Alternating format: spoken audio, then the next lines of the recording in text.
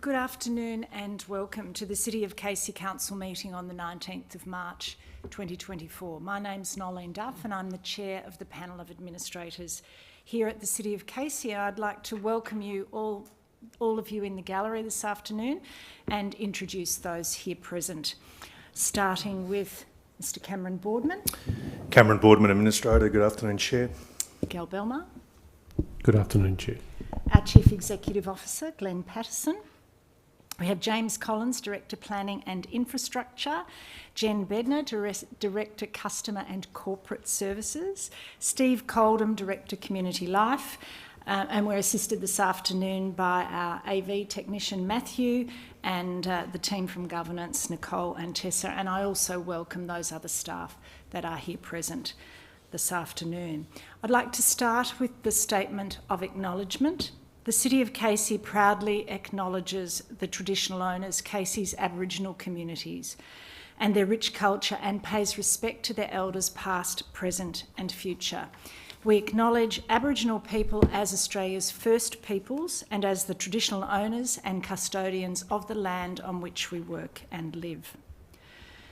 The diversity statement. The City of Casey is home to remarkable diversity with many cultures, languages, faiths, and communities of worship, ages, LGBTQI+ identities and landscapes, together forming our rich and dynamic community story. From our first Australians to our most recent arrivals and every wave between, the City of Casey welcomes and represents all community members and their respective ambitions to live healthy, rewarding and happy lives. We recognise this diversity as our strength and we aim to share, nurture and celebrate it. Now move to item 2, the confirmation of minutes. That's for the council meeting on the 20th of February 2024. Do I have a mover and seconder to confirm the minutes? Oh, yes, I'll move those. Thank you, Mr Belmar. Seconded, Chair. Thank you, Mr Boardman. All in favour? Carried. Now move to declaration of interests. I've considered my obligations under section 130 of the Local Government Act 2020 and have no conflict of interest relevant to the agenda papers this afternoon to make any declaration. Do any of the council officers or my panel colleagues have any declarations to make? Nothing to declare, Chair. Thank you. Likewise, nothing to declare. Thank you. Nothing to declare and nothing to record. We now move to item 4, public question time, and there were 12 public questions submitted through Council's website for this afternoon's council meeting, and I'll hand over to our Chief Executive Officer, Glenn Patterson, to work through the questions. Thank you, Mr Patterson. Thank you, Chair. The first question relates to outdated statement on Casey website. The question is that the City of Casey website states Council will not be providing comment on IBAC's Operation Sandon, as this is an ongoing investigation. This is despite the fact that the active investigation aspect of Operation Sandon concluded in July 2023, with the findings being made public in a special report. When will the City of Casey remove this outdated statement from their website so that the public is not discouraged from asking questions that may somehow relate to Operation Sandon? And the submitter there is Brendan Brown.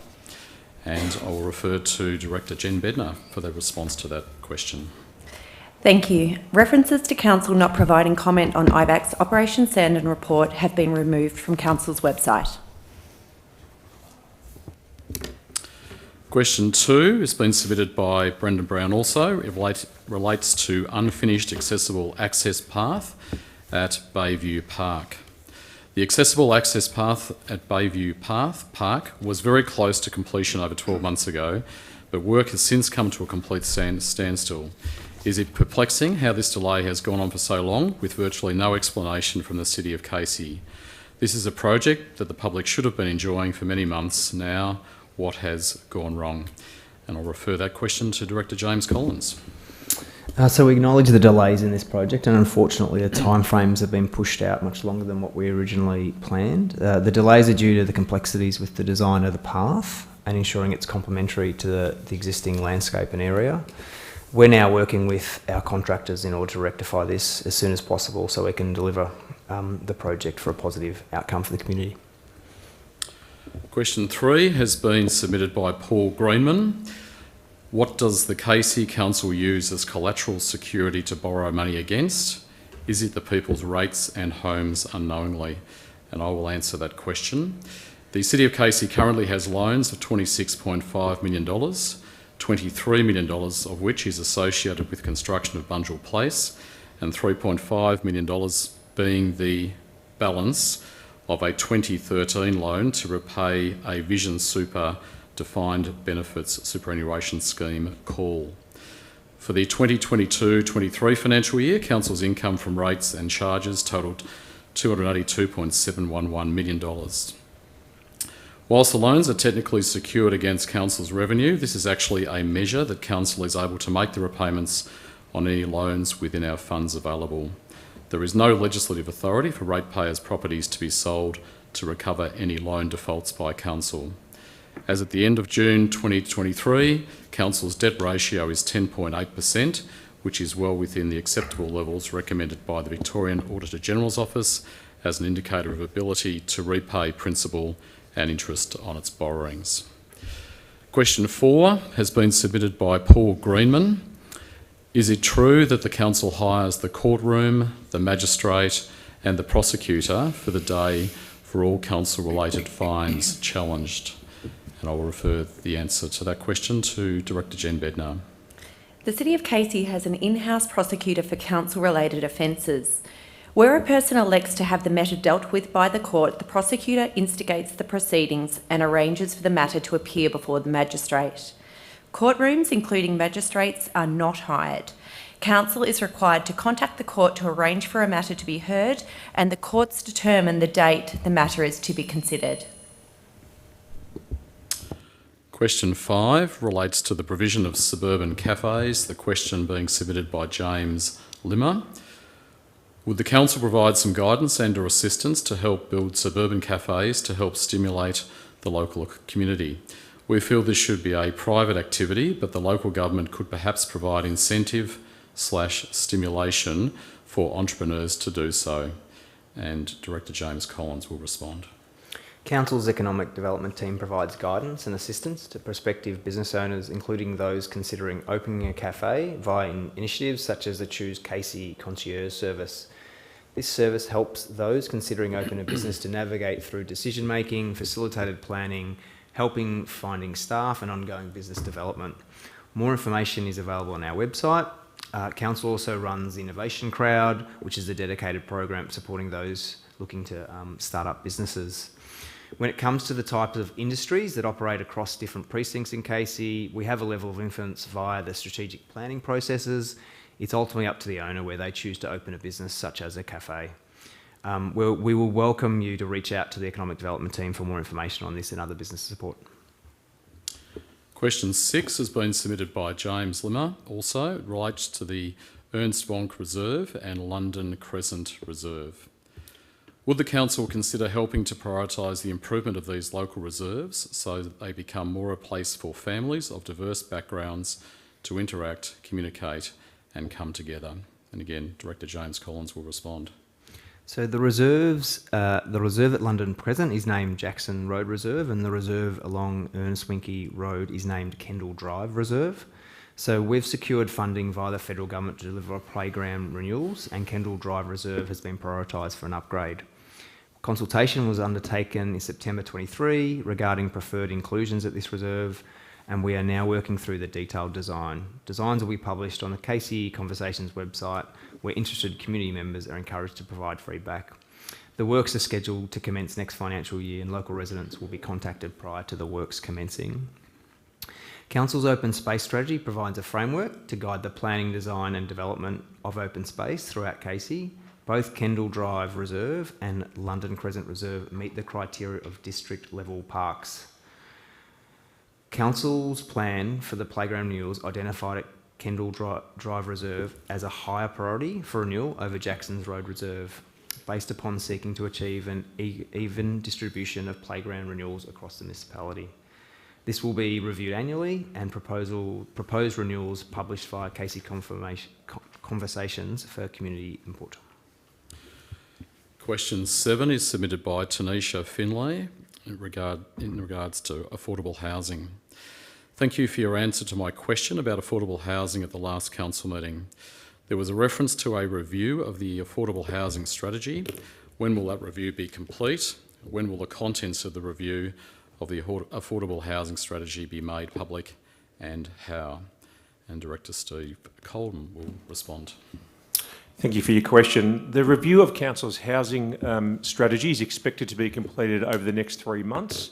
Once finalised, the updated strategy will be placed on the Council website for the community to access, and we will share a link with the question submitter. Question 8 is submitted by Amy Johnson. The question, who is the Mayor? Director Jen Bednar will respond.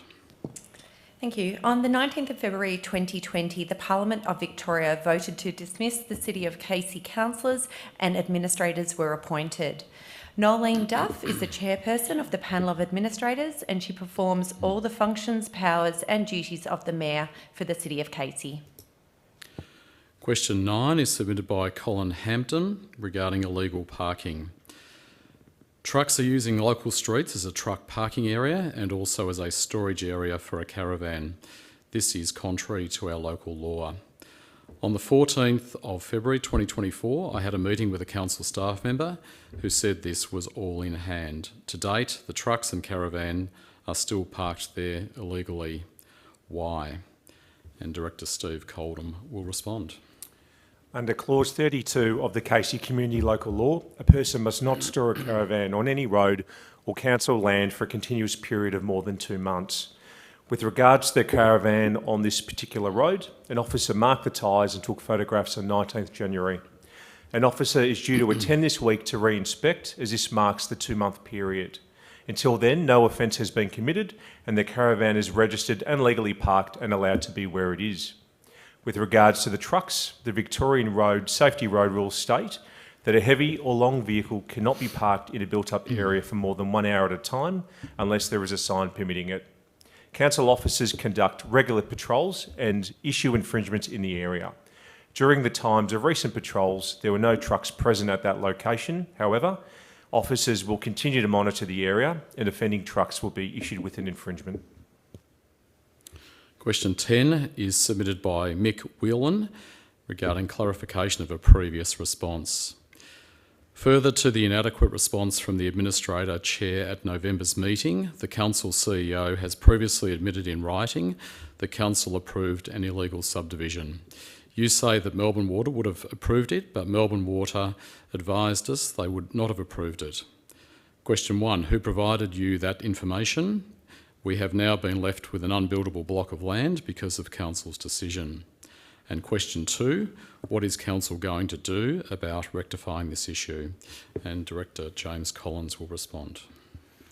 A meeting was held on the 26th of October 23 between Council officers and the property owners in which these questions were addressed. I refer also to formal correspondence from Council on the 4th of August 23 and the 9th of October 23 that have covered these matters in great detail. The owner has been advised that should they wish to construct a dwelling, they will need to lodge a town planning permit application and Council will assess the application on its merits. Question 11 is submitted by Dean Hurlston regarding waste enforcement costs. What amount of waste enforcement costs in the current financial year 2023-24 has the Council included in its waste levies charged to residents, if any? And Director Jen Bednar will respond. Waste enforcement and litter prevention costs for the 23-24 budget were budgeted at $415,000. These costs are included in the waste management charge. And the final question, question 12, is again from Dean Hurlston. What amount of revenue has Council included in the current financial year 2023-24 from waste enforcement actions? Has that revenue been offset in the waste levy or applied to Council's general revenue streams? And Director Jen Bednar will respond. Revenue from litter enforcement in 23-24 was budgeted at $20,000. Any revenue from litter enforcement activities is offset from the calculated waste management charge each year. Thank you, Chair. That concludes the public questions. Thank you, Mr Patterson. We'll now move on to officer reports, and we have a number of reports this afternoon, but I'll start with item 5.1, which is the Audit and Risk Committee Chairperson's report, and we are joined this afternoon online by Mr John Nguyen, who's the independent chairperson, and when I have a mover and seconder, I'll invite the mover to welcome Mr Nguyen, who will work through his report. So can I have a mover and a seconder for the recommendation on page 4? Chair, I'll move the recommendation item 5.1. Thank you, Mr Boardman. And a seconder? Yes, I'll second that. Thank you. Mr Boardman? And Chair, as you have indicated, the independent chair of Casey's Audit and Risk Committee, Mr John Nguyen, is online and will be joining us. And if I could ask Mr Nguyen to present his biannual report. Thank you, Mr Boardman. Good afternoon, administrators. On behalf of my colleagues on the Audit and Risk Committee, thank you for the opportunity to present our biannual report. In accordance with its charter, the committee is responsible for considering matters relating to external audit, financial reporting, risk management, accounting and investment policies, internal audit and ethical statutory compliance. These matters are considered according to a work plan that is approved by the committee on an annual basis. So since my last report in September of last year, the committee met on 2 occasions, one in December 2023 and the other one just last week. Here are some highlights from the 2 meetings. At the December meeting, we considered internal audit reports on environmental management and road management plan. These reports contained a number of medium and low-level risk matters. No high-level risk matters were identified. We considered the draft 3-year plan for Council's visual digital devices and also approved the committee work plan for 2024. We were also briefed on Council's preparations for the return to elected councillors later this year. At last week's meeting, the committee considered management's updated strategic risk assessment. Strategic risks are those risks that are most consequential to Council's ability to execute its strategies and achieve its business objectives. These are the risk exposures that can ultimately affect the viability of Council. Some strategic risks include things such as failure to maintain effective and transparent governance, which may lead to inefficiencies, errors and operational disruption. Another example is Council may not adequately prepare, respond to and effectively manage a major disaster, disruption or catastrophe on organisation and or the community. The committee asked a number of probing questions and provided our feedback to management for further consideration. Last week's meeting, the committee also considered 2 internal audit reports relating to sponsorship and partnership agreements, and also internal controls and processes relating to occupational health and safety. A number of findings and recommendations were made, and one high-risk matter was identified by internal audit. The high-risk matter relates to an absence of a uniform approach to sponsorship and partnership agreements. We discussed these matters with management, and management agreed with internal audit's recommendations and the timetable for completing remedial actions. From an external audit perspective, the committee considered Vargo's draft audit strategy document for 2023-24. Vargo also provided a summary of a recent report that was tabled in Parliament that identifies the findings relating to their 2022-23 audits of the local government sector. I think it's fair to say that Casey performed well relative to our peers. However, there are a number of recommendations that management can adopt to improve controls and process relating to financial reporting. The last matter that we considered was the result of the Audit and Risk Committee assessment, which is required under Section 54(4) of the Local Government Act. The result of the assessment was promising and highlighted that the committee is appropriately skilled, sufficiently independent, and is engaging effectively on financial reporting and risk matters, and is performing well against its charter. On this note, I want to acknowledge the hard work of my fellow committee members, Ernest Starback, Carol Pagnon, and Administrator Cameron Boardman. Mr. Boardman, as this is my last report to Council before the local government elections in October, I want to place on the record my and the committee's appreciation of your immense contribution to our work. Last but not least, I want to thank the committee officers for their ongoing support of the committee, particularly Michelle Lipton and Nicole Rode. Thank you for the opportunity to present my report. Thank you, Mr. Nguyen. We can always reschedule an interim chair report if you feel so obliged, Mr. Nguyen, but I do thank you very much for your endorsement, not just of me personally, but also of Carol and Ernest, and likewise to acknowledge your contribution and your leadership role and the vital planning that you have put in to make the Audit and Risk Committee as successful, as hardworking and as diligent as it has been over a number of years now, which is certainly endorsed by our self-assessment report, which, although is a confidential attachment to tonight's council papers, it does show that the committee is working at a very high level, a very collegiate level, and possesses the necessary skills to meet its statutory and its organisational obligations. I thank you, Mr. Nguyen, for the comprehensiveness of your report. There are just a couple of things that I would like to echo and further endorse following your sentiments. And that is particularly the veracity and detail of the internal audit program and how that is really creating significant operational improvement to the organisation. That a number of the sensitive subjects that are dealt with through the internal audit program, the recommendations that are identified, the policy and process improvement, and how the organisation and management in particular is responding to that is something that is undoubtedly improving the efficiency overall of the operation. And I think from a committee standpoint, we are very pleased with the work of HLB Man Judd and the way that they are interacting so proactively and positively with the organisation.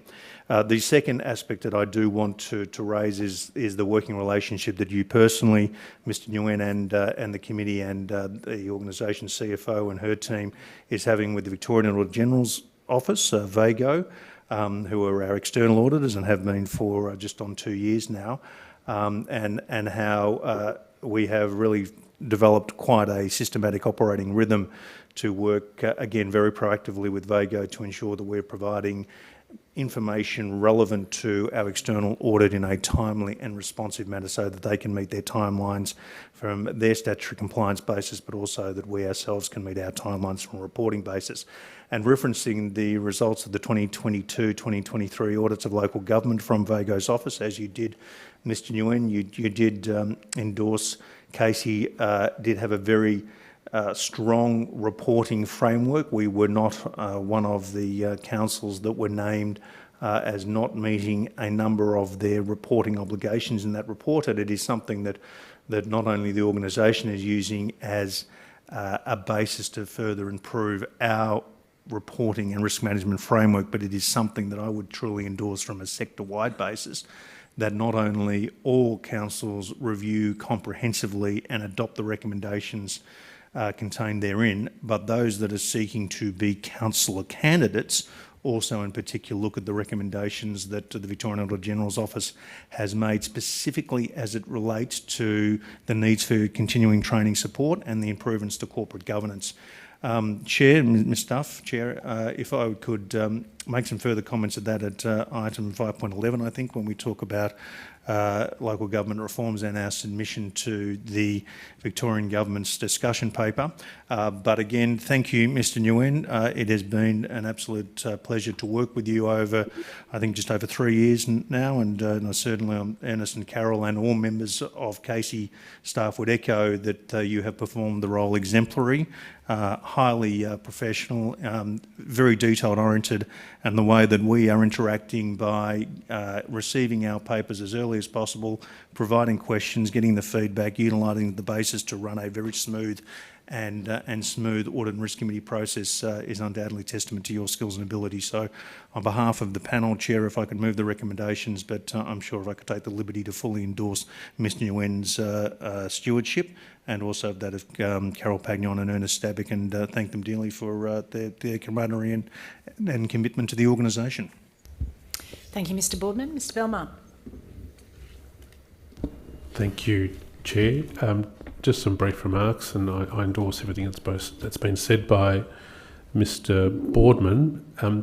In seconding this report, I note the breadth of matters that is dealt with by our Audit and Risk Committee, and I note from Mr Nguyen's report that it ranges from everything to do with environmental matters through to working with both our internal auditors and our external auditors, and note the reflection both from Mr Boardman and from Mr Nguyen with respect to the working relationship with VAGO.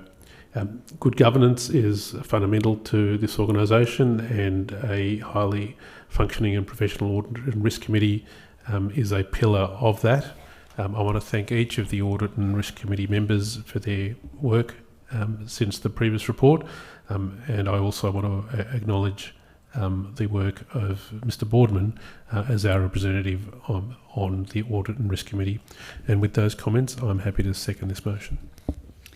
Thank you, Mr Belmar, and I won't repeat the comments that have been made by my colleagues, but I do want to repeat one thing that Mr Boardman covered, and that is the importance of the role of the council representative on the Audit and Risk Committee, the role which you have fulfilled, Mr Boardman, in the time of administration. The councillor candidates, some of which may be in the gallery or may be watching this afternoon, should take heed to the comments you've made with respect to the importance of that representative role as an oversight role on the organisation, but as a steward of the council's financial sustainability going forward. So I know that that's a matter that the Victorian Auditor-General's Office have recommended, and there's liaison across the local government sector with respect to how the capacity of council representatives to audit and risk committees can be supported in their role going forward. But it is a very important role. I think it's a very exciting and interesting role, and I encourage those people that may be elected to this council at the end of the year to seriously consider that representative role should they be elected, and take it very seriously, as no doubt is recommended by the Victorian Auditor-General's Office and certainly by this council currently. I'll put the motion to the vote. All in favour? Carried. Item 5.2 is the 2023-24 mid-year budget review, and I seek a mover and a seconder for that recommendation. Chair, I'll move the recommendation of 5.2. Thank you, Mr Boardman. And a seconder? Yes, I'll second that. Mr Belmar, would invite you, Mr Boardman, to speak to your motion. Chair, I don't intend to speak in any great detail in regard to this report. It is relatively self-explanatory, except to note the 2023 mid-year budget position, which is as of 31st December 2023, and also the variations to the Capital Works report, which is articulated in the annexure. Specifically in relation to the Capital Works report, there is a $74.35 million carry forward in unspent funds, which have been articulated and explained with officers' feedback on a project-by-project basis in the annexure. And again, the detail that is contained therein is substantial and sufficient. There has been an additional 58 projects added to the Capital Works program at the end of December. A number of these projects are classified as child projects, which means they've been transferred from the parent or originating program. A number of the rationale for the transference of these projects is due to ongoing challenges which we have articulated and debated at past council meetings on numerous occasions relating to the sector. There are a number of organisations involved with our Capital Works program that unfortunately have either gone into liquidation or have experienced staff or supply chain challenges, and that has resulted in variations on delivery programs, which has resulted in us in the carry forward and the revisions of the overall project as articulated. These unforeseen matters don't necessarily affect Casey uniquely. This is a sector-wide and a state-wide, but arguably a national-wide issue. The team here, from the infrastructure and planning through to the finance team, is briefing us extensively on the specifics of each individual project and what we are doing to ensure that we meet our obligations, not from a contract delivery perspective, but from a community expectation basis. And I'm satisfied that we are doing everything internally to meet those expectations in the best interests of successful completion of the works to the community's satisfaction, but also managing value for money procurement and other contract aspects that are necessary in such instances. Overall, the financial position of the organisation remains healthy. There are a number of budget positions which are favourable to forecasts. Again, I'm not going to spend specific detail going into them because it is relatively self-explanatory, Chair. But from an internal perspective, and notwithstanding my role on the ARC that has been articulated, but from our role as administrators in utilising our relationship with the finance and the corporate governance and the executive leadership of this organisation, there's a primary task to ensure that the governance, financial accountability and management are managed in accordance with best practice principles, and that we are managing sufficient liquidity, expenditure and operational efficiency aspects in line with all our policies and statutory responsibilities. I'm satisfied that these financial updates and our financial statements overall meet those principles and represent the Council's position honestly and transparently. So with those comments, Chair, I'm happy to move the recommendation as put. Thanks, Mr Boardman. Mr Belmar. Thank you, Chair, and thank you, Mr Boardman, for that comprehensive review. That doesn't leave me much to add other than to confirm I have read the summary contained in the documents, and I want to assure the community, as it's set out in the material, that if there were to be challenges that were causing any greater consideration for our finance team, then we would be presented with a review of the budget, and that isn't occurring. And on that basis, I'm confident that the position is as been reflected by Mr Boardman. I want to thank the finance team for their ongoing work. This is a mid-year review, but we're not just presented with papers on a mid-year basis. We are continuously updated on the financial position, and I want to thank all the council officers that do that ongoing work. And with those comments, I'm happy to second the motion. Thank you, Mr Belmar. Just a few comments from myself, and that is really just to emphasise the budget demonstrates the complexity of this organisation quite literally, and the size of the organisation. So it is quite a significant focus of the council on looking at the results on a regular monthly basis, and we thank the detail that the Ms Bednar's division provides in that regard and the support and information that's offered to us. But it is a very significant stewardship role, particularly given the stresses on the organisation in terms of growth and the ongoing challenge in terms of delivering infrastructure in this growth area. So these are long-term future challenges that we continue to grapple with in quite a financially constrained environment. And I thank all of the executive team for the work that they constantly do to manage the seesaw issues that result from that. I'll put the motion to the vote. All in favour? Carried.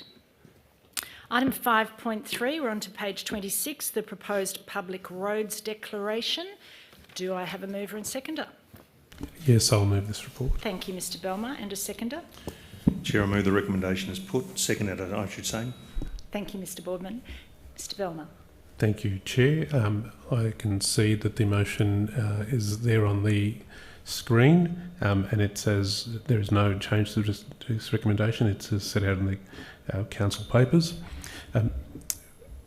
Within the Narre Fountain Gate Activity Centre, Major Drive and Overland Drive provide essential public access within and across the centre. Despite these roads being heavily utilised by the public, sections of these roads are in private ownership. This report tonight proposes a process to consider whether these privately owned sections of road should be declared as public highways and confirmed as reasonably required for the public use into the future. Should this report be endorsed as recommended, then the next step would be to publish notice of council's intent and to send notices to the affected property owner. This would invite opportunity for any persons, including those affected property owners, to make submissions to council on the proposal. All submissions will need to be carefully considered prior to council making a decision on the proposal. And with those comments, I'm happy to move this motion. Thank you, Mr Belmar. Mr Boardman. Thank you, Chair. I fully endorse Mr Belmar's comments in relation to this motion and note that on the 20th of June last year, we unanimously endorsed the Bunjil Place Precinct Concept Master Plan. It's a concept master plan that ourselves administrators and the organisation are very excited about, and one which we are very much optimistic and looking forward to coming to fruition. And the recommendation that has been included today with the associated report is a significant component of that master plan. And due to my previous endorsement of the concept master plan and its potential benefits for future utilisation of this site, I am pleased to move second the recommendation as put. Thank you, Mr Boardman. I'll put the motion to the vote. All in favour? Carried. Item 5.4 is the Cranbourne Community Hub project update. Very exciting project. Do I have a mover and a seconder for the recommendation? Yes, I'll move this. Thank you, Mr Belmar. Seconder? I'll second the item at 5.4. Thank you, Mr Boardman. Mr Belmar. Thank you, Chair. This is a project at 7 Lyle Street, Cranbourne, which has come back to council. It's a matter that's been before council on a number of occasions, and tonight, as it's set out in the recommendation, the purpose of the motion is to endorse engagement with preferred tenant partners of the proposed Cranbourne Hub. It's also to note the administration building at 65 Berwick Cranbourne Road, Cranbourne East, is at end of asset life and it's intended it will be decommissioned. And thirdly, it's to endorse engagement with the existing tenants of the administration building at 65 Berwick Road, Cranbourne East, for the purpose of providing clarity around the end of lease term and relocations. There's a number of steps that have been taken coming to this process, but where we are now is in the continuation of the planning stage. A thorough process has been undertaken by council officers to assess appropriate tenants into the future. That has been done through a careful assessment criteria process, and that assessment criteria was a critical instrument to ensure the identification of preferred tenant partners into the future. That assessment criteria included the review of the ability of the prospective partners to integrate physically and operationally with council services, including youth services, customer services and the library, to complement and add value to the range of included services, to actively support multiple outcomes of the community as prioritised, and to align with the community facilities priority and access policy. And based on that evaluation and those criterias, the tenants of the administration building and the Old Shire offices, the Peninsula Community Legal Centre and Community Information and Support, CISC, have emerged as the preferred and most appropriate services to be located in the new hub. The process from here will be a continuing process of design to ensure that the outcome of the project reflects community expectations, and as is set out in the papers tonight, there will be an ongoing community engagement towards that process. I'm happy to move this motion tonight. I want to thank those council officers who have been involved in this careful assessment process, and I look forward to this project continuing, and note that it is most likely this project will ultimately be decided upon by a future council. Thank you, Mr Belmar. Mr Boardman. Thank you, Chair. I certainly endorse the comments of Mr Belmar and the comprehensiveness of the background, and the significant aspects of this recommendation report that he has provided, noting that this has been a matter that has come to us previously and we have discussed and received significant briefings internally on numerous occasions, in addition to visiting the sites on numerous occasions to understanding the scale and the breadth of what is proposed, in addition to what the expectations of current potentially affected tenants might be at existing council facilities. It must be noted that there is, as Mr Belmar has articulated, an end-of-life situation rapidly approaching with one of the existing council facilities, and the recommendation within the organisation, quite rightly, is due to the current condition of that particular facility and other factors. There is no economic or other sense to continue with it or to continue to upgrade it to bring it up to a fit for purpose, and hence the reason why the Cranbourne Hub proposal at Lyle Street, incorporating not just a number of community services and other facilities, but also some significant changes to the transport interchange within Cranbourne, contributing to a much more significant uplift of the Cranbourne Central Activities District has been provided. We, as Mr Belmar has presented in his moving comments tonight, been extensively briefed on the affected tenants, the engagement with those tenants, and the proposals to incorporate a number of those tenants in the future operations. It must be noted at this stage that this particular facility does not appear on our capital works budget for this or the next financial year. It is something that will be decided by the new councillors Mr Belmar has articulated, and in that regard, all of the factors regarding the final tenant mix, the financial considerations, co-contribution from the state and Commonwealth governments, and any other matters will be brought to a future council meeting. However, at this stage, Chair, I fully endorse the direction of the project. I think it is an exemplary project that undoubtedly will have long-term benefits for the Council Central Activity District, as we have both articulated, and I'm very pleased to second the recommendation as put. Thank you, Mr Boardman. This is going to be a fantastic community resource, and it's something that we've tracked for quite a number of years. I know officers have been involved long term, but that location is absolutely the right location for these services. The future tenant mix will be a great resource to the Casey community, particularly hard-working Peninsula Legal Service and the Community Information Support Service as an adjunct to the services that the council provides. So I look forward to watching this and monitoring how it evolves over the coming years. I'll put the motion to the vote. All in favour?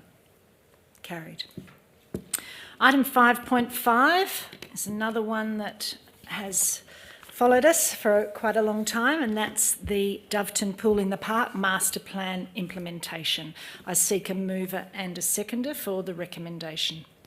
Chair, I will gladly move the recommendation at item 5.5. Thank you, Mr Boardman, and a seconder. Yes, I'm happy to second. Thank you, Mr Belmar. Mr Boardman. And Chair, your introductory remarks could not be more apt. It is something that us as a panel of administrators have taken a personal interest in for a number of years, one that undoubtedly has been at the forefront of significant community interest, not just within the community of Doveton, but more broadly within the municipality of Casey and neighbouring municipalities as well, and one which I personally will endorse as an absolute exemplar in community consultation and the way that that level of consultation has been communicated back to us through a very positive, a very engaging and a very detailed process.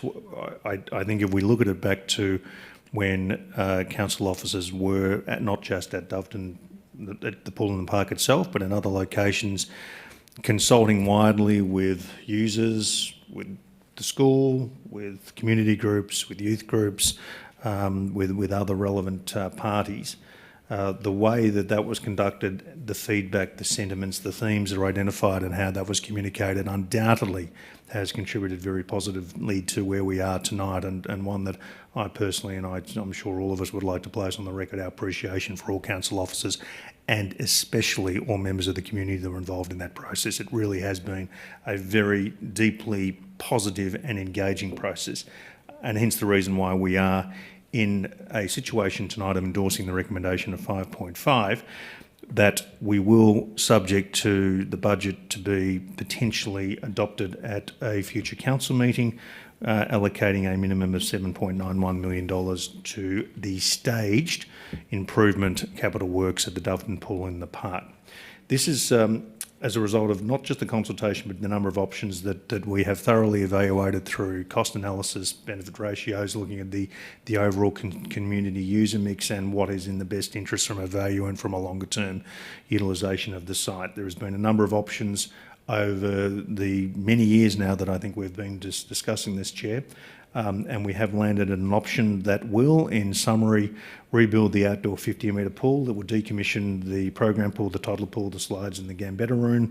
It will install fencing to create a new open space for public access. The existing splash pad will be made available for public access. So the conditions of that will be determined, but it will be something that will not be encased within the boundaries of the existing pool, and there will also be interim filing treatments to decommission the program and the toddler pools to ensure that they are made safe. The estimated cost of stage one, as I've said, is $7.91 million. This would be delivered in the next financial year of 2024-25, continue through to the 25-26 financial year, and the construction works will be conducted in the off-season so as not interrupt the utilisation of the pool during the summer months. The actual expenditure and the confirmation of the cost will certainly be finalised through the project delivery and the procurement once we go to market. But it is at a high degree of confidence at this stage that the costs are accurate and that the project will be completed within the timeframes that I've articulated. Subject to that, the proposed stage 2 works, which potentially could include a path network, a beach sandpit, plaza and forecourt area, upgraded water play area, playground, outdoor fitness equipment, landscaping, and additional supporting infrastructure such as seating, a kickabout space, picnic area, barbecue and public toilets, potentially could cost upwards of $2.89 million. That's as of today's estimates, and that will be in subsequent financial years following the completion of stage 1. This does not mean that Council will not continue to advocate with both the state and the Commonwealth governments. Whilst we have allocated this to get the pool up to a workable and usable condition consistent with the engagement, but mostly consistent with what is financially viable and to meet the community expectations, Council will continue to advocate with our local, state and federal members for further contributions, particularly as it relates to stage 2.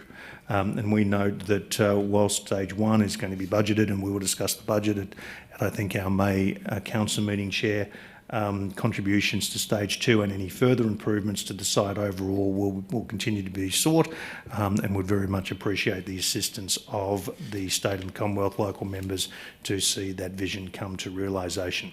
On page 47 of the public council papers, there is the staging approach with visualisations articulating what I've just presented to the meeting then, which hopefully will give not just further information and greater confidence to the community, but a deep sense of satisfaction that we have developed something which we believe can be facilitated within the budget reality of this organisation, but also to ensure that the facility overall remains in long-term community ownership that can be used for those who currently use it and generations into the future. So with those comments, Chair, again, it has been a very fulfilling process for us, a comprehensive process, one in which I deeply respect and thank the community for the way that they have engaged with us at all levels, and it is with a high degree of satisfaction and indeed pleasure that I do move the recommendation as put, and look forward to further discussing this in the budget when appropriate, but very much looking forward to the works as articulated to commencing very shortly thereafter. Thank you, Mr Boardman. Mr Belmar. Thank you, Chair. Likewise, I'm very happy to second this motion tonight. This is a community project that this council, this group of administrators, has worked very closely to achieve, and I note that the proposed stage 1 works include the rebuilding of the outdoor 50-metre pool, which I remember as a Year 7 student in the early 80s. And it'll be fantastic to see that facility have some resources spent on it, and to see in the future the entire project being finalised. That is set out in page 47 of the budget papers tonight. I note that with respect to the project, Council is committing to stage 1 of the proposed works, and this is a great opportunity for ongoing advocacy work both by councillors and the community with respect to the funding of stages 2 and 3. And what that means is that the opportunities for the community to be engaged with this project and to continue to advocate for this facility remain live, and it's a fantastic project which will come to fruition in its future stage in the future, I'm sure. And with those comments, I'm happy to second the motion. Thank you, Mr Belmar.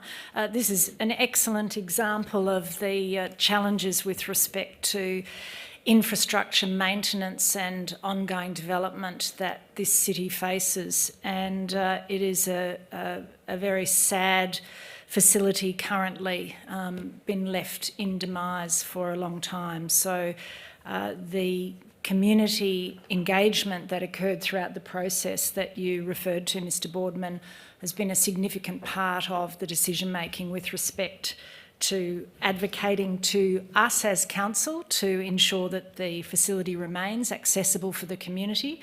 And the item 3 in the motion that you put, Mr Boardman, with respect to the federal and state government funding opportunities, we do remind those federal and state members that here's an opportunity to support this community. We know that there have been a lot of interest, but I think it's put your money where your mouth is time. And we've done that here, and we seek the support of state and federal governments to finalise the implementation of this into the future. I'll put the motion to the vote. All in favour? Carried. Item 5.6, Planning Scheme Amendment with respect to 39 to 45 and 40 to 46 Cyril Beachley Lane, Cranbourne. Do I have a mover and a seconder? Chair, I will move the very comprehensive recommendation in item 5.6. Thank you, Mr Boardman. And yes, I'll second that. Mr Belmar. Mr Boardman. Chair, I used the introductory descriptor comprehensive quite deliberately. This is a report where the associated material does go into several hundreds of pages, looking at the site overlays, the environmental considerations, the vegetation, the fauna impacts, the landfill considerations, the gas, landfill gas risks, the biodiversity aspects.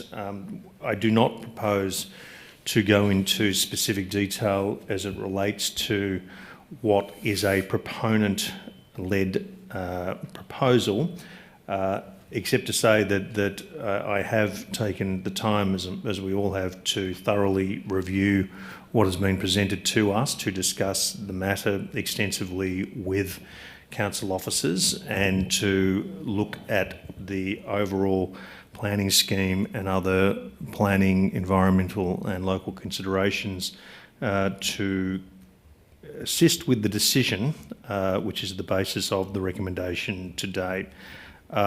What we are looking to achieve by endorsing the recommendation is certainly rezoning part of the land from farming zone to general residential zone, rezoning part of the land from general residential zone to public conservation and resource zone, and applying a Schedule 26 to development plan overlay as part of the land. There is a very worthwhile aerial depiction of the proposed site on page 52 and page 53 of the public documents, which shows the site in question, its proximity to the Cranbourne Botanical Gardens and also the Cranbourne Racecourse. and in addition to its proximity to existing residential and other developments in the area. As a consequence of a number of the reports, there are a number of relevant land management constraints, which I very briefly touched on, as they do relate to the landfill gas risk. There has been an assessment prepared by DRC Environments that does conclude that with specific protections in place, the landfill gas risk applicable is acceptable and can be managed to longer-term safe use of the land. And having read the report, I can attest that it is extraordinarily detailed and thorough in its analysis. And although I do not propose to be an expert in relation to the metrics, the methodology or the assessments that used, the comprehensiveness does suggest that that is a reasonable conclusion. In regards to the biodiversity conservation aspect, specifically as it relates to the southern brown bandicoot, there has been a report that has been conducted consistent with the Commonwealth Environment Protection and Biodiversity Conservation Act, also consistent with current planning scheme considerations, significant mapping of existing vegetation as it relates to the pathway used by the bandicoot, potentially linking up to the Cranbourne Botanic Gardens, and having read the report that articulates the corridor considerations to meet the conservation aspects of the bandicoot, in addition to the vegetation retainment and other matters associated with the development. Likewise, I am satisfied that all statutory and other planning related aspects have been met and consistent with what is being proposed.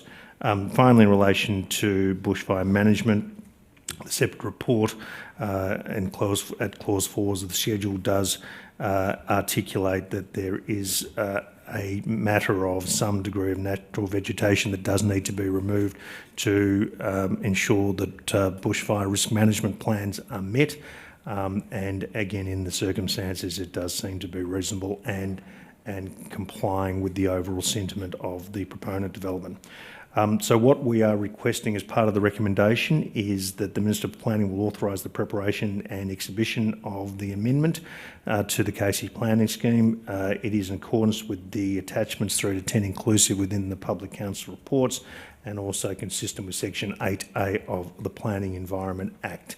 There will be opportunity within that exhibition period for further public consultation. I do note again that this is a proponent-led application, so this is the logical and appropriate course of action to deal with the matter.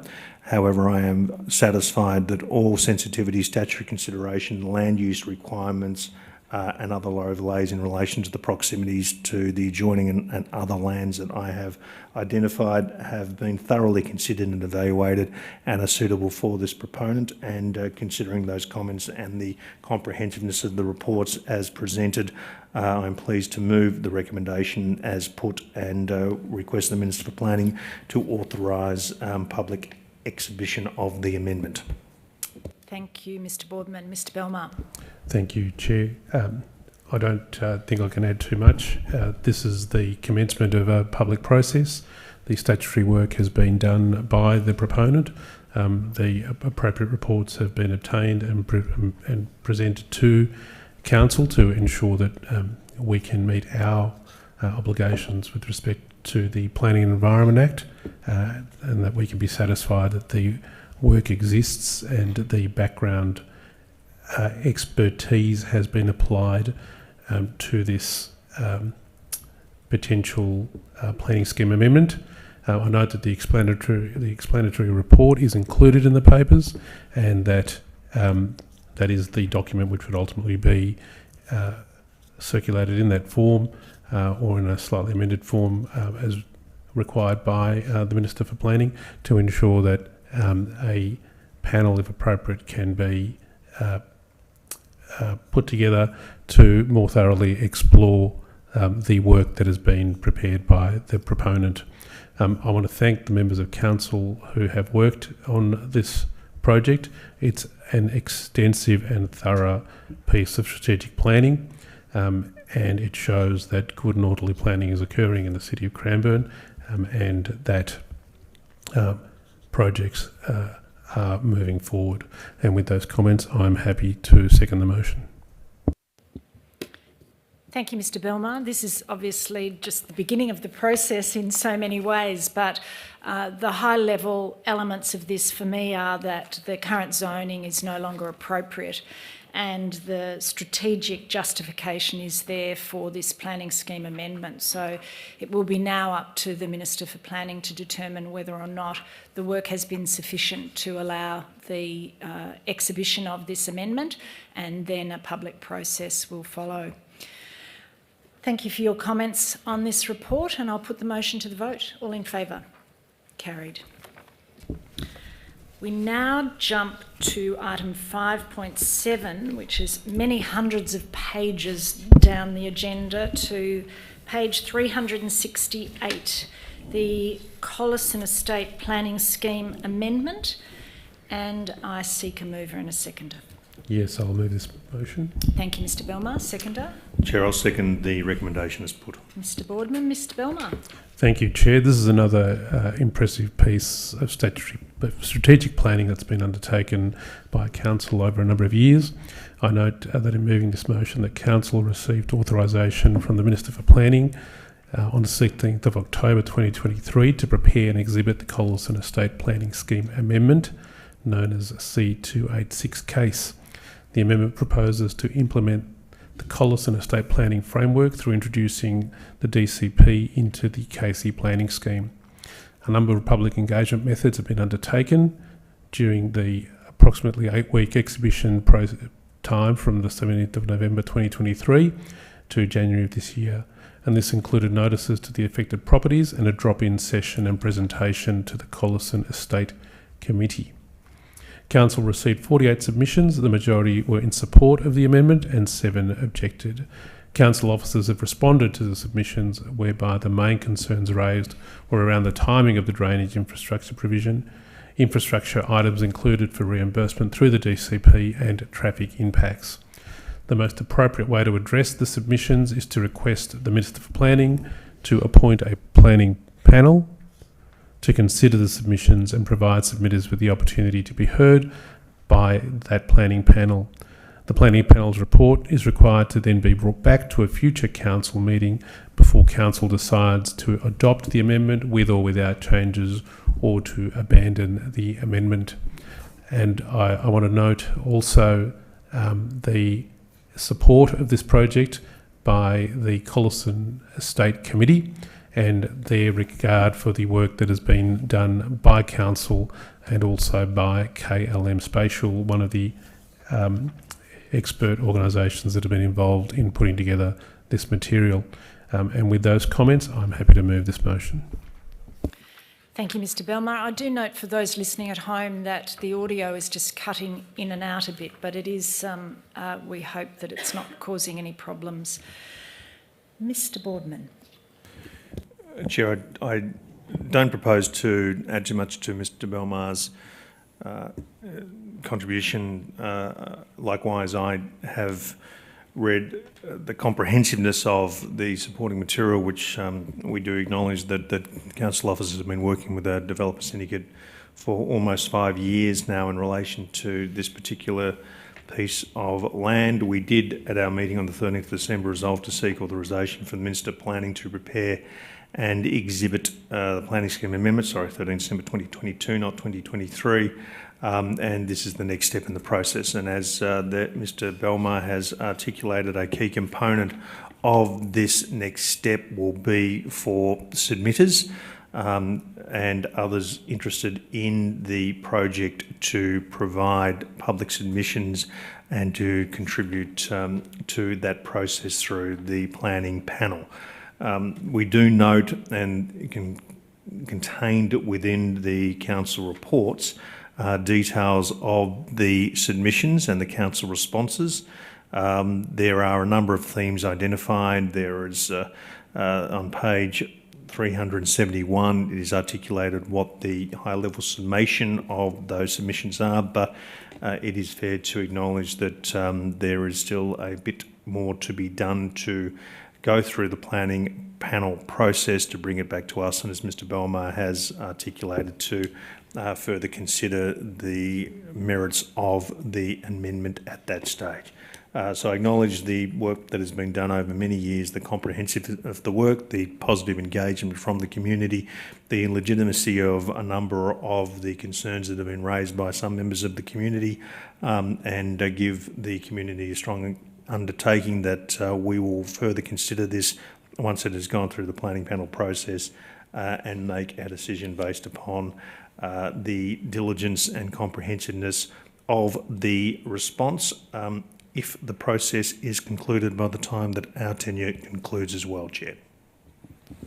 Thank you, Mr Boardman. This is the appropriate next process in my view. We have inspected this area on at least a couple of occasions, and it is important that the residents of this area have the opportunity to have a better condition of sealed roads and other services in the immediate precinct. So the panel will consider these matters and determine and provide a recommendation back to us, as you've indicated. I'll put the motion to the vote. All in favour?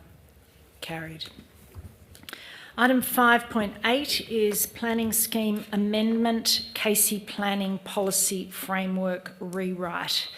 Do I have a mover? Yes, I'll move this. And a seconder. Second the recommendation is put. Thank you, Mr Belmar. Mr Boardman. Mr Belmar. Thank you, Chair. Tonight is the night for strategic planning. This motion, again, is another motion whereby Council is requesting that the Minister for Planning appoint a panel, that it refers submissions to Amendment C284 to that panel in accordance with the Act, and it notes also that Council will make a submission to that panel in support of Amendment C284 as generally shown in this report, and notify all submitters. What this amendment is about, Amendment C284 proposes to replace the Municipal Strategic Statement, the MSS, at Clause 21 and Local Planning Policies at Clause 22 of the Casey Planning Scheme with a Municipal Planning Strategy at Clause 02. The amendment introduces new local policies within the Planning Policy Framework at Clauses 11 to 19 that utilise content from a mix of existing local policies within the planning scheme and new policies derived from adopted council strategies. So this is really, Chair, fundamental strategic planning. We have proposed to make changes to our MSS and to have a new MPS. That has been put forward for public comment. That has resulted in 28 submissions. I have reviewed the documents and note the general themes of those 28 submissions, which range from matters to do with correct mapping, conflicts between planning provisions, and matters of that type. And I note that there are several changes proposed to the documents in accordance and in response with those submissions received. I won't go through what they are, but they are set out in the papers. It's appropriate that this matter proceed in the way that it is intended to proceed tonight, because of the strategic work that has been done in the past and will be done in the future with respect to this fundamental part of the Casey Planning Scheme. I want to thank the officers that have worked on this, and I also in particular want to thank those members of the community who have taken the time to consider the amendments and who have participated in a really fundamental part of the planning process in the City of Casey, and that is our municipal planning strategy.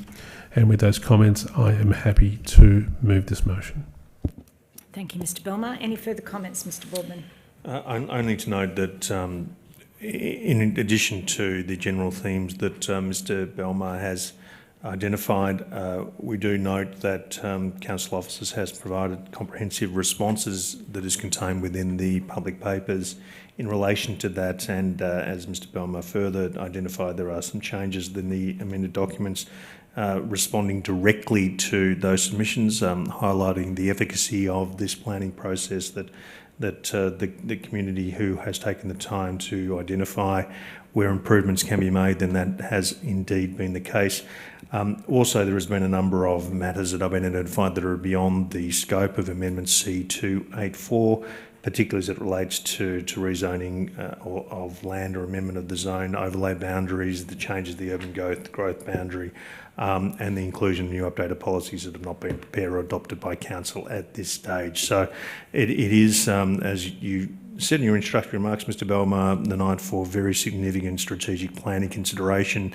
It is a voluminous, comprehensive and significant process, but one that is fundamental to the long-term success of this organisation and the municipality as a whole, and one that we do acknowledge how significant and how much work and how much detail has gone into the process, which is an evolving aspect of which you have, as part of the recommendation, moved to the next step, and I'm happy to endorse the recommendation and the words of Mr Belmar accordingly.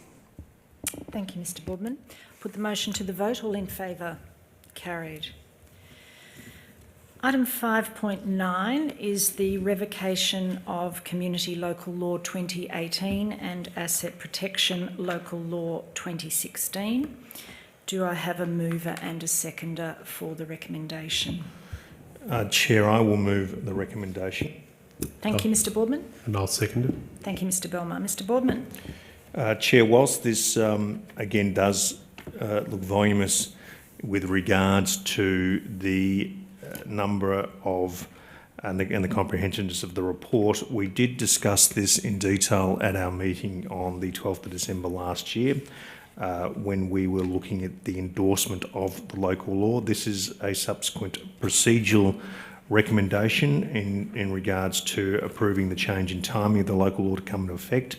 The new date will be from the 1st of July 2024, which aligns with the commencement of new fees and charges and the adjustment to penalty units for infringement. This is a process that we are currently considering within the budget process, and subject to the budget being adopted at a subsequent meeting, then the alignment of any adjustments to the fees, charges and the penalty units related to infringement would reasonably come into effect on 1 July to coincide with the new budget period.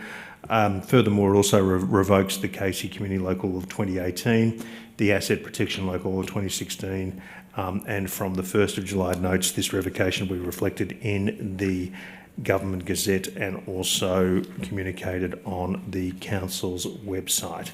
The Casey local laws cover such matters as community protection building, property management, noise alarms, obstructions, bulk rubbish containers, signs, fire, smoke behaviour, etc., etc. It really is the bylaw that does provide conditions for the community to operate effectively, and also for council to respond to any breaches of amenity or disturbances. As this, as I've articulated, is a procedural motion consistent with the process that we went through in Q4 of calendar year 2023 and further discussed at our December council meeting, there is no requirement for the consultation. It is simply a process that aligns with routine legislative procedures and the adoption of the budget to all come into effect as of the 1st of July of this year. So with those comments, Chair, I'm happy to move the recommendation as put. Thank you, Mr Boardman. Mr Belmar. Thank you, Chair. I note the comments of Mr Boardman and that this is a procedural motion in many respects to ensure the timeliness of the revocation of one document and the appropriate introduction of what we have previously adopted.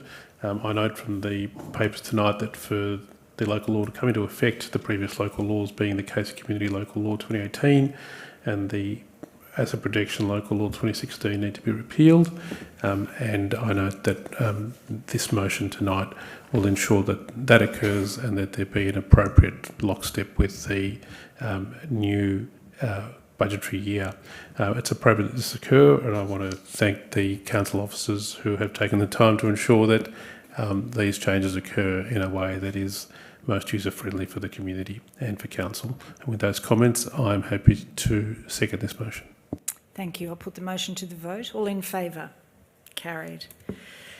Item 5.10 is Section 11A Instrument of Authorisation under the Planning and Environment Act 1987. There's a recommendation on page 552. Do I have a mover? Chair, I'll move the recommendation as put. Thanks, Mr Boardman. And Yes, a seconder. And I'll second it. Mr Belmar. Mr Boardman. Chair, a common and straightforward procedural recommendation regarding the Section 11A Instrument of Authorisation under the Planning and Environment Act, noting on this particular occasion under the respective classes. In Class A, there is 4 members of council staff that have been removed, resulting in 4 members who have been added. And under Class B, 8 members have been removed and 5 members of council staff have been added. This is a significant procedural requirement of us to endorse the instrument to allow council officers to meet their statutory compliance obligations and other professional roles consistent with what's articulated in the instrument itself. It also is an opportunity for us, considering the extraordinary volume and detail of strategic planning matters that we have dealt with at tonight's council meeting, to firmly place on the record our appreciation for all council officers in the Planning and Infrastructure Division who work professionally, diligently, as tirelessly as they can to meet what is a significant workload, considering the volume of development and other activities that are occurring within the municipal boundaries. So we do very much put in place firmly our appreciation to all council officers, and with those very brief comments, I'll move the recommendation as put. Thank you, Mr Boardman. Mr Belmar. Thank you, Chair. I want to thank those members of council who take the careful time to consider motions such as this, to ensure that at all times when action is taken by council, it is taken by officers who hold the appropriate delegated authority. Tonight we've taken a number of decisions which have required that people with the appropriate delegation be involved, and it is that which ensures good and orderly planning and that ensures good governance. It's a thankless task sometimes to go through these sorts of processes to ensure compliance with Section 11, but it is fundamental to the proper functioning of this council. And with those comments, I'm happy to second the motion. Thank you, Mr Belmar. All in favour? Carried. Item 5.11, local government reforms. Last but not least, do I have a mover and a seconder? Yes, I will move this. Mr Belmar, thank you. And a seconder? Second, Chair. Mr Boardman. Mr Belmar.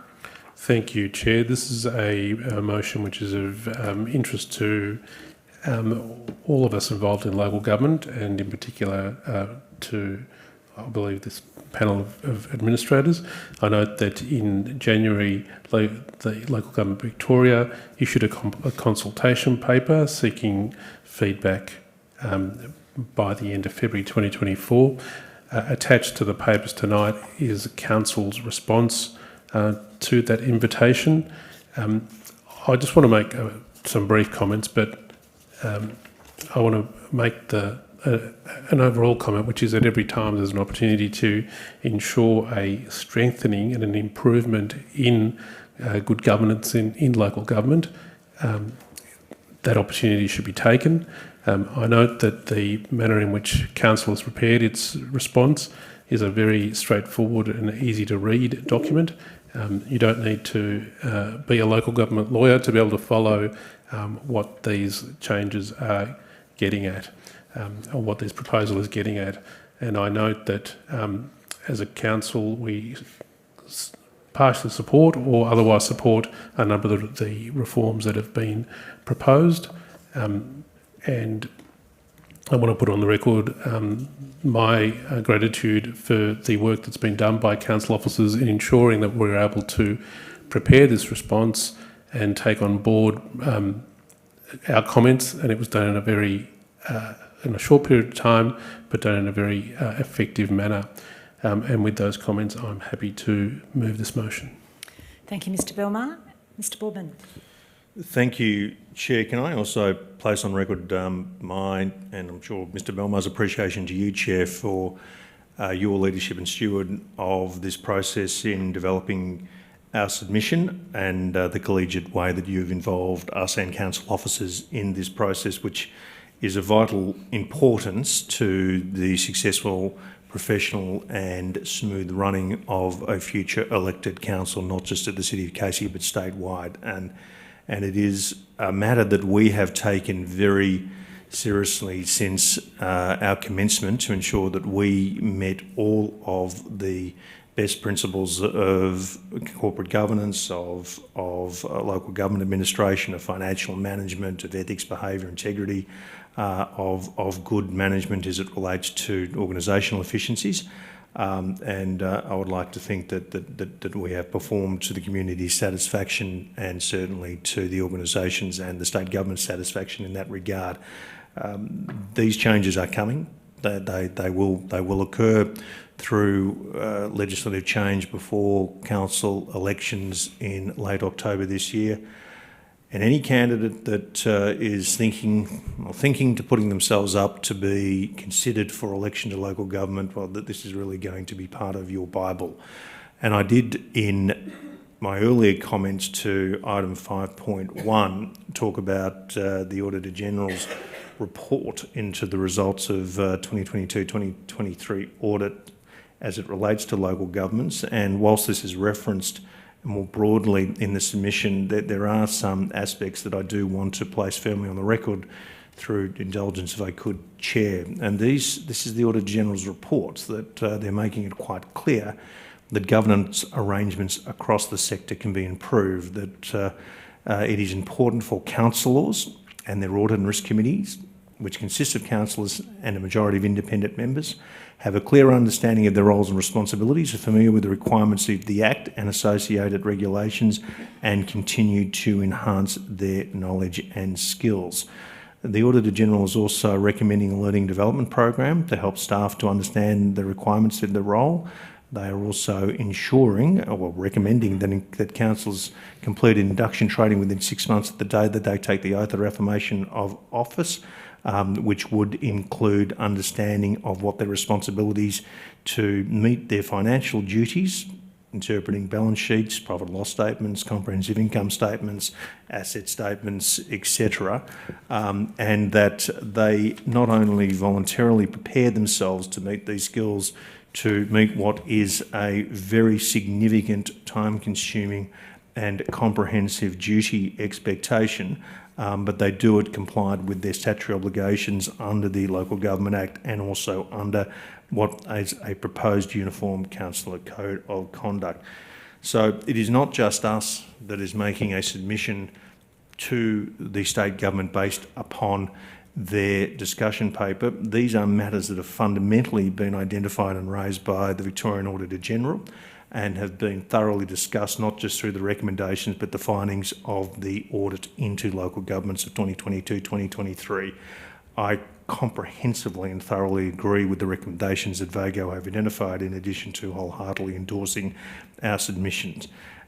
We really need to ensure that the return to councillors is successful, but those successful councillor candidates accept their professional responsibilities, they dedicate themselves to meeting their statutory obligations, and they upskill themselves to ensure they have sufficient capability, knowledge and training to meet the expectations of a very large, of a very complicated, at this stage, a very high-performing organisation, and one that will have certain challenges in the future that not just affect Casey but will affect the entire sector. I really encourage any councillor candidate to read our submission, to read the discussion paper, to read VAGO's report and understand the underlying sentiments, that this is not us trying to impose a degree of burden or expectation. This is backed up through evidence, through research, through analysis from a range of organisations, one based completely and utterly on merit, and one where those successful council candidates, when they stand in this chamber and they take their oath, have to be fully prepared for, fully adhere to, and ensure that they operate to ensure the organisation continues to be successful. The Operation Sandon report was illustrative, certainly highlighted undoubted non-performance within the private elected councillor group. Some allegations, and we do state they're only allegations, Chair, were quite shocking in their nature.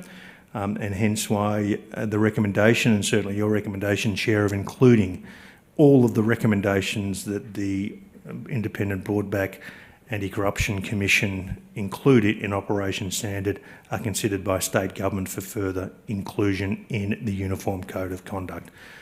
With those comments, Chair, I do again acknowledge that this is such a significant piece of work, something which has some significant long-standing impact upon councillor candidates and the smooth organisation of this operation in the future, and thank those council officers for the way that they have conducted themselves through this exercise, realising that the entire intention is to continue to have the City of Casey and the municipality as a whole continue to be a very high-performing organisation acting in none other but the community's best interests.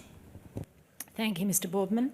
I would just like to underline the comments that you've both made and commend the initiative of the Minister for Local Government in putting forward these proposals, which obviously are yet to be considered by government.